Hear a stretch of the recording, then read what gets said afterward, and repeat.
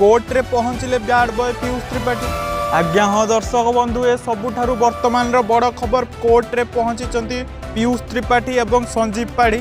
आज्ञा हाँ दर्शक बंधु भुवनेश्वर कोर्ट रे वर्तमान पहुँची संजीव पाढ़ी और पीयूष त्रिपाठी। आज्ञा हाँ दर्शक बंधु बैड बॉय पीयूष त्रिपाठी को नहीं चली कंट्रोवर्सी विषय में क्या जना ना सबू कंट्रोवर्सी अंत घटई पीयूष त्रिपाठी चढ़ी जनवरी 5 रे सिंह बाहिनी मंच को नाटक तू मो बजरंगी।